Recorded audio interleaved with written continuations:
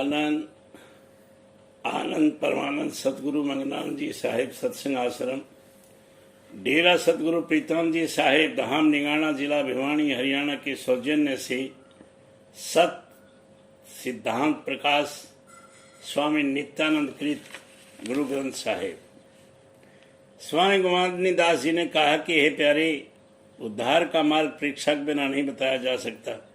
यदि तुम्हें उद्धार की इच्छा है तो सरलता धारण करो। यह सुनकर नंदलाल कुछ समय पर्यंत वहां बैठे रहे। घोड़े पे सवार हो रिवाड़ी चले आए। नगर के निकट आनकर सेवक से बोले कि भाई, ये घोड़ा या तो मेरे नाना को दे दे या अपने पास रखो, मैं घर नहीं जाऊंगा। उसी स्थान पर महात्मा के समीप जाता हूँ। यह कहकर घोड़ा कपड़े सेवक को सौंप आप स्वामी गोमानी दास जी के पास समीप आ गए। सेवक सामान को और घोड़े को लेकर सितावराय के समीप गया और नंदलाल का सब वृत्तांत कह सुनाया। सितावराय वह वृत्तांत सुनकर कई आदमी साथ लेकर नंदलाल के समीप वन में गए और स्वामी गोमानी दास जी से कहा, महाराज, महात्मा सबकी रक्षा किया करते हैं, इसलिए लड़का हमको दे दो। स्वामी गोमानी दास जी ने कहा कि ले जाओ। तब सितावराय ने नंदलाल से कहा, चलो भाई घर चलिए, तुम्हारे माता पिता नहीं हैं तो कुछ चिंता मत करो, तुम्हारा विवाह करा दिया जाएगा। नंदलाल ने कहा कि नाना जी, अब मैं घर नहीं चलूंगा, मुझको सांसारिक भोग और सुख की इच्छा नहीं है, इसलिए मुझे दुखी मत करो, आप प्रसन्न मन हो, उल्टे चले जाओ। सितावराय निराश होकर अपने घर को सिधारे। फिर नंदलाल ने स्वामी गोमानी दास जी से सामने प्रार्थना की, महाराज अब मेरे को उपदेश दीजिए। स्वामी गोमानी दास जी ने कहा कि मेरे भाई, फकीरी का घर दूर है, इस झंझट में मत पड़ो और वैसे ही घर में रहते हुए भजन करो। नंदलाल ने कहा कि महाराज, इस प्रकार रहते हुए भजन होना कठिन है, कृपा करके उपदेश दीजिए। स्वामी गोमानी दास जी ने भेज दे दिया। यथा साखी टेढ़े टेढ़े चालते टेढ़े धरते पाग, गुरु गोमानी दास जी दिया ज्ञान बैराग।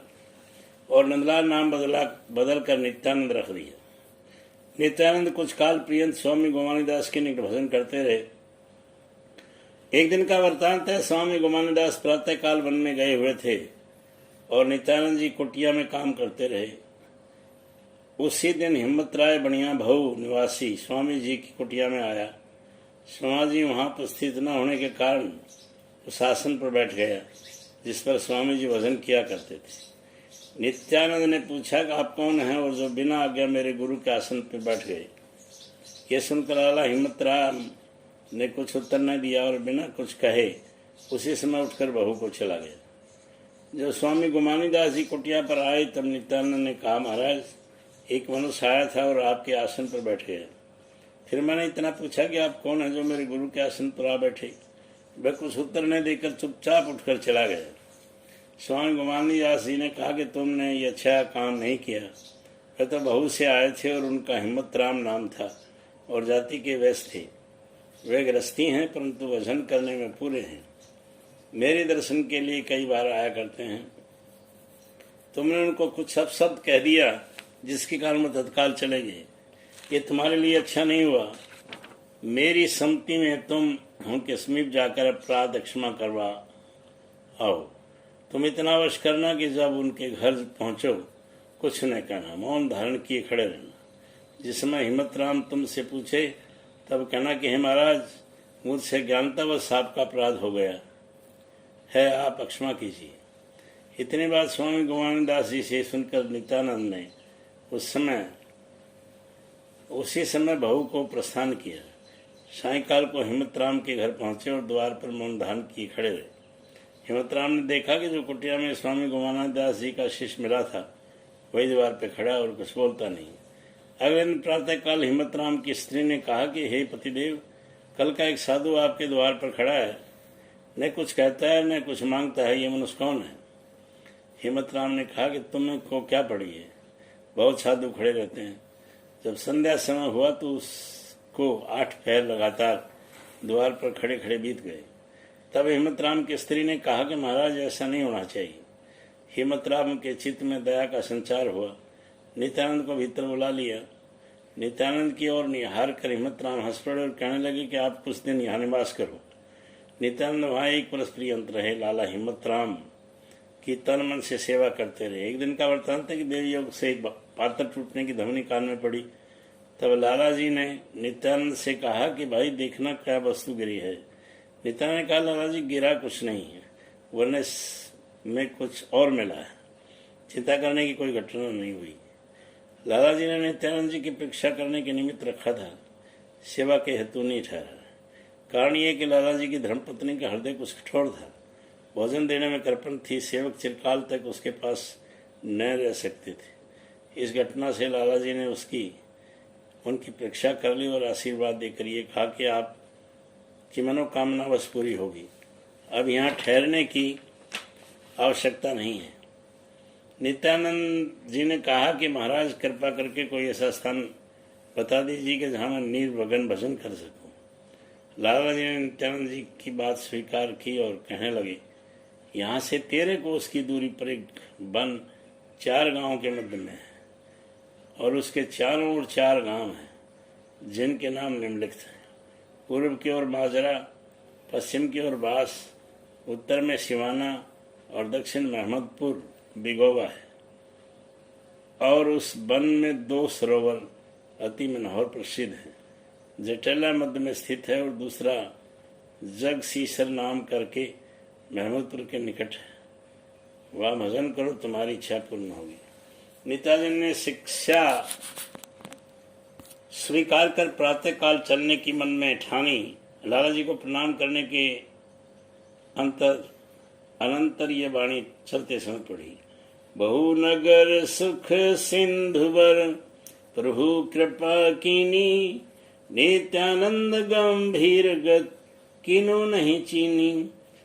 हिमल हर दरियाव की गति अपरंपारा, नित्यानंद के चित बसो नित प्राण धर। तत्व तिलक त्रिगुण परे, हिमल हर दरियाव नित्यानंद सिर धार कर, सदा मगन गुण गाओ। तदनंतर नित्यानंद जी उस वन में जाकर एक हिंस के वीड़े में बैठकर भजन करने लगे। जब उनकी क्षुधा लगती थी, वह संध्या समय किसी एक गांव में जाकर 7 घरों में से कुछ मिलता ले आते और वन में अपनी कुटिया में आनकर पी लेते। इस प्रकार बहुत काल पर्यंत उसी वन में भजन करते रहे और इसी भांति अपनी मनोकामना पूरी करने में सफल हुए। और ये वाणी उच्चारण की। साखी, जिस वन में प्रीतम मिले धन धन बन सोए, जाल करील सुहावने रहे कल्प तरु होए। एक समय का वृतांत है कि महमूदपुर में चरणदासी साधुओं की एक मंडली आई और प्रातःकाल ब्रह्ममुहूर्त के समय जब सत्संगी सत्संग के निमित्त एकत्रित हुए, स्थार आदि बाजे बजने लगे और महात्माओं ने शब्दमान उच्चारण करना आरम्भ किया तथा कुछ समय पश्चात किसी एक महात्मा ने राग कल्याण बड़ी श्रेष्ठ ध्वनि के साथ उच्चारण किया। महाराज नित्यानंद जी भी उसी समय जग सीसर सरोवर के समीप भजन ध्यान करके साधारणतया में निवास कर रहे थे। इस प्रकार अकस्मात सुंदर स्वर सहित राग कल्याण की ध्वनि सुनकर चित्त में यह साहस हुआ कि चलकर महमूदपुर में देखना उचित है कि आज यहाँ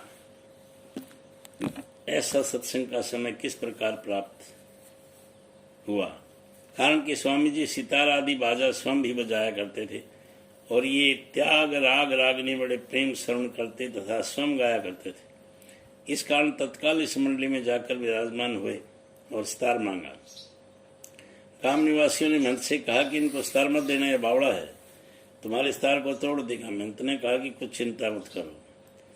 यह कहकर सितार नित्यानंद को दे दिया। तब स्वामी जी ने यह शब्द सितार पर बजाकर उच्चारण किया।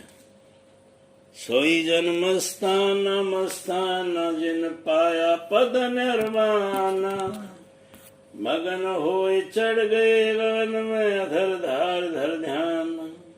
लगन लाए विसराय विसव को अनहद शब्द पिछाना, मान सरोवर मच्छा जुगत कर मन उन्मन ठहराना।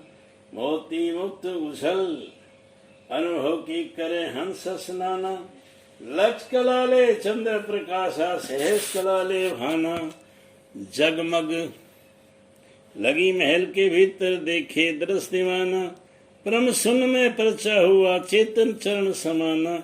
निर्गुण सेज तेज की नगरी दे अवगत स्थाना, वर्ष पदम दामनी दम के हरि हीरों का खाना, गम से दूर गम से आगे अद्भुत अजब ठिकाना, खिल गया कमल नवल पर पाया नित्य प्रति अमृत पाना, अमर कंद भव वंदन वापे जिस घट भरम भगाना, 5-25 पूरी तज भाजी जीत लिया मैदाना, नित्यानंद महबूब गोमानी अब निश्चय कर जाना, सोई जन्म स्थाना मस्ताना जिन पाया पद निर्वाण।